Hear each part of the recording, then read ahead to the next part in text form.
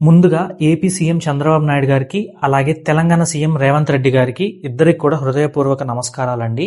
ఈ వీడియో ద్వారా నేను ఏం తెలియజేద్దాం అనుకుంటున్నానంటే, ఎంతో మంది పిల్లలు అటు తెలంగాణలోను ఇటు ఆంధ్రప్రదేశ్లోను రోజుకి కొన్ని వందల మంది పిల్లలు అనేది బయటకు వస్తున్నారు. ఈ ఎస్ఎంఈ డిసీజ్ వల్ల, అలాగే డిఎండి డిసీజ్ వల్ల, ఇలాంటి రేర్ డిసీజ్ వల్ల బాధపడే వాళ్ళు ఎంతో మంది ఉన్నారు మన తెలుగు రాష్ట్రాల్లో. అయితే ఈ వీడియో ఎవరైతే చూస్తున్నారో ప్రతి ఒక్కరు కూడా సపోర్ట్ చేస్తారని చెప్పని మనస్ఫూర్తిగా కోరుకుంటున్నాను. మీ యొక్క ఒపీనియన్స్ని కమెంట్స్లో తెలియజేయండి, అలాగే సపోర్ట్ని కూడా కమెంట్స్లో తెలియజేయండి.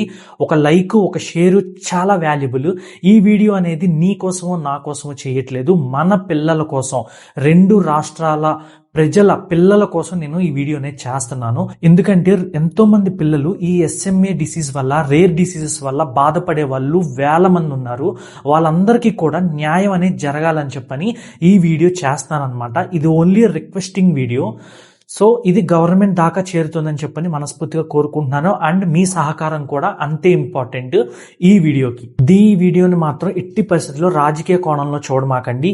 ఇది నేను సహాయం కోసం రెండు రాష్ట్రాల ముఖ్యమంత్రులను అయితే అడగదలుచుకున్నాను. ఎందుకంటే రెండు రాష్ట్రాల్లో కూడా సేమ్ ఇదే సినారియో అనేది నడుస్తుంది.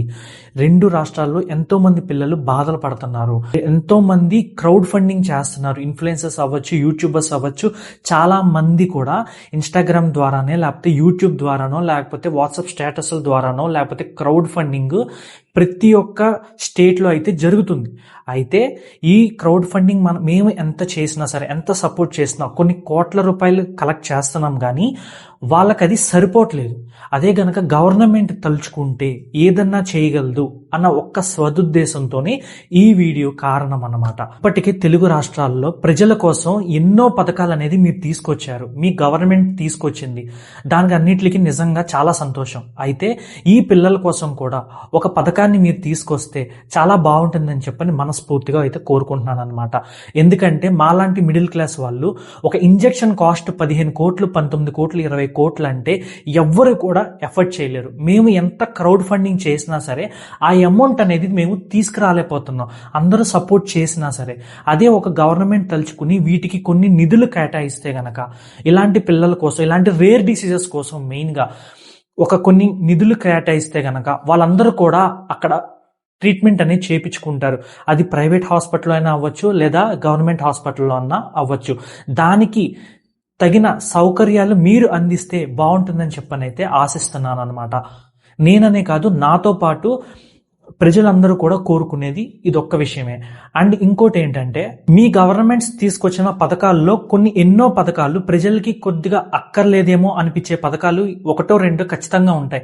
ఆ పథకాలకి మీరు కేటాయించే నిధులు ఏవైతే ఉన్నాయో ఇలాంటి రేర్ డిసీజ్తో బాధపడుతున్న పిల్లలకి షిఫ్ట్ చేస్తే బాగుంటుందని చెప్పనైతే అనుకుంటున్నాను అనమాట. లేదు, అంతమంది పిల్లలకి అన్ని వేల కోట్లు అంటే గవర్నమెంట్కి కూడా చాలా కష్టం అవుతుందంటే గనక దీనికి ఇంకొక ఆప్షన్ కూడా ఉంది. పిల్లల కోసం ఎవరైతే ప్లాన్ చేసుకుంటారో వాళ్ళందరికీ కూడా టెస్ట్లు అనేది అందుబాటు అయ్యే ధరలో గనక మీరు తీసుకురాగలిగితే అది కూడా చాలా హెల్ప్ఫుల్ అవుతుందని అయితే అనుకుంటున్నాను.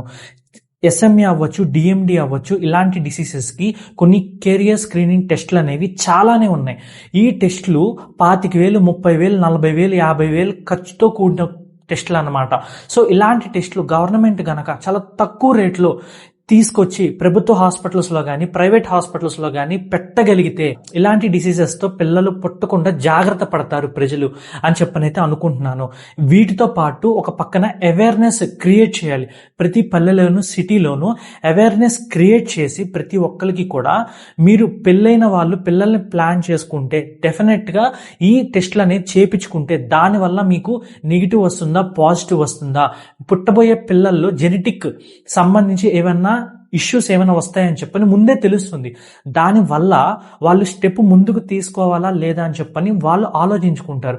సో అలాగే ఎంతో మంది ఎన్నో క్యాంపెయిన్స్ అనేది చేస్తున్నారు. ఎయిడ్స్ గురించి, హెచ్ఐవి గురించి ప్రతి చోట క్యాంపెయిన్స్ అనేది చేస్తున్నారు.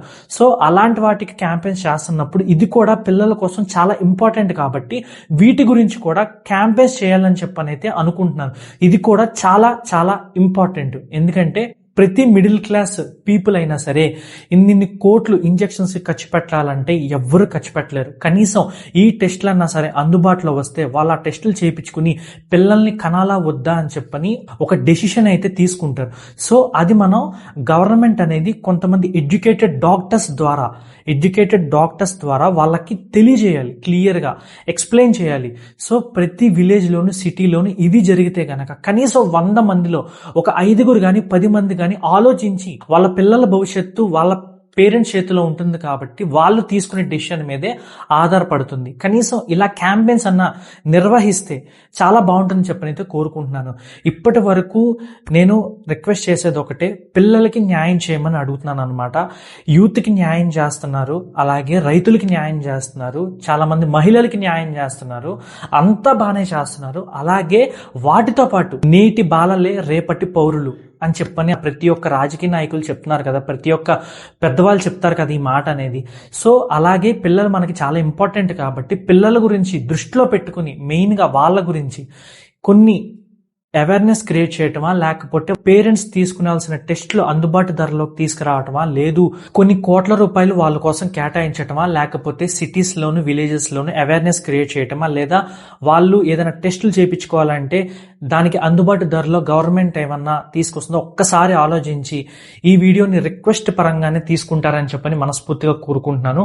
ఇప్పటి వరకు ప్రజలు ఎవరైనా సరే నా వీడియోని ఇప్పటి వరకు కనుక చూసుంటే డెఫినెట్గా ఒక లైక్, షేర్ చేయండి, కమెంట్స్లో మీ ఒపీనియన్స్ని కూడా తెలియజేయండి. ఎందుకంటే ఇది చాలా ఇంపార్టెంట్. 2 రాష్ట్రాల్లో కూడా ఎంతో మంది పిల్లలు ఇబ్బంది పడుతున్నారు. సో అందుకని ఈ వీడియో అయితే చేయడానికి ఉద్దేశం అన్నమాట.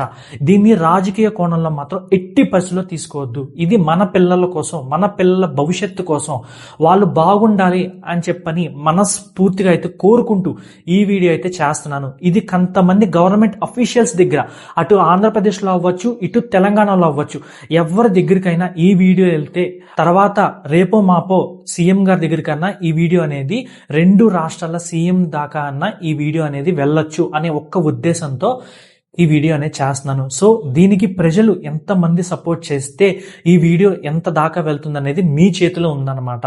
నేను ఈ వీడియోలో 2 రాష్ట్రాలకి సంబంధించిన ఒకే విషయం గురించి పిల్లలు బాధపడుతున్నారు కాబట్టి ఒకే వీడియోలో అయితే కంప్లీట్ చేసేసాను. మనం స్టేట్స్ అటు ఆంధ్ర వాళ్ళైనావని తెలంగాణ వాళ్ళైనావని మనం స్టేట్స్ ద్వారా డివైడ్ అయ్యాం తప్ప భాష ద్వారా కలిసే ఉన్నామని చెప్పనైతే నమ్ముతున్నాను అన్నమాట.